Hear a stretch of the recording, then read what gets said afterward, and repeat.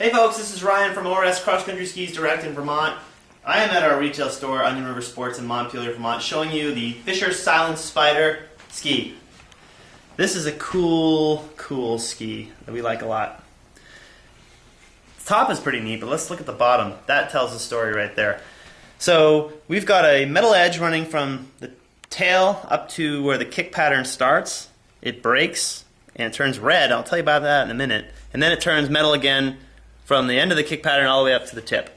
So we call it a partial metal edge.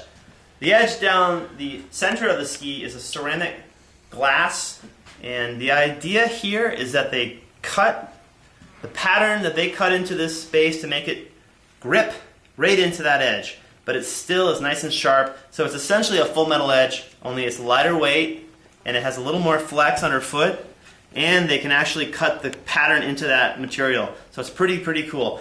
Fischer likes to stick by the sintered base, which requires a cut pattern for better glide. You can also throw a hot wax on here. This material is porous. So what you're looking at here in the Silent Spider is a touring ski with a metal edge or a light backcountry ski. It's pretty much the do-it-all ski when you want to go into a touring center, but you also want to explore your backwoods.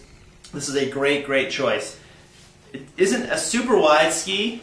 You know, it's nothing like, you know, a ski like this, which is also a backcountry ski. Let's not even worry about that ski right now. That's not the kind of ski you're looking for if you're looking at this ski. This is for good glide and sort of all-around access. That metal edge will give you good control. If you come upon a hill, you know, you're making a way along the trail and all of a sudden it starts pointing down and there's a turn at the end, that metal edge will give you good control to make that turn at the bottom. But yet, again, not being a full metal edge, it actually lightens the ski up. So for just kicking and gliding on a flat surface, this is a great ski. It'll fit into a groomed track, so if you want to go to a touring center, no problem at all. But again, if you want to break your own trail, it's wide enough for that, and it has that metal edge for the control that you need. The Fischer Silent Spider. Now, when you're looking at a ski, you got to think about the boot.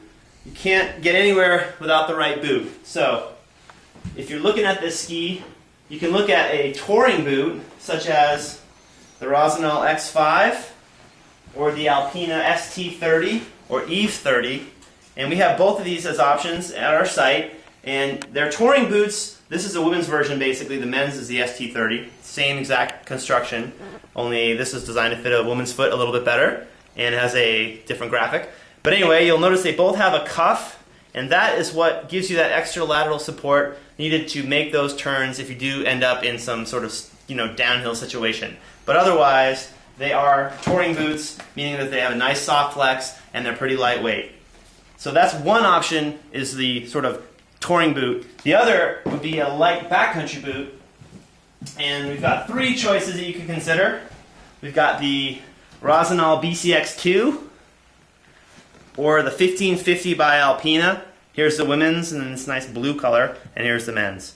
And these are heavier duty, stiffer boots, so you will power that ski through deeper snow. They're going to be a little bit heavier on the flats, but otherwise they're a great choice as well.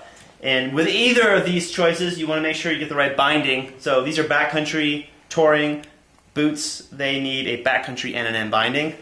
And if you go the touring route, you make sure you get a touring binding. There is a difference. So that is the story here with the Fischer Silent Spider. We have a lot more information on our site.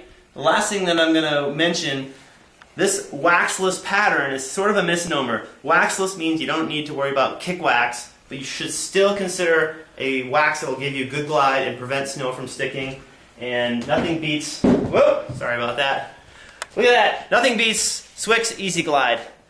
And all you got to do is remove all the stickers on the bottom and just run a nice thin coat right over the scales, tip the tail, coat that whole base, and that will prevent snow from sticking, and it will give you much better glide. You'll get more glide for the work you're putting out with just a quick coat every time you go out. Straps are always a nice idea too. We got some of those on our site as well. So there it is, folks. If you want more info, check our product page, ORS Cross Country Skis Direct, or come on down to Montpelier, Vermont, Onion River Sports. We'll be happy to help you out. My name is Ryan, and have a great ski, and hope for snow.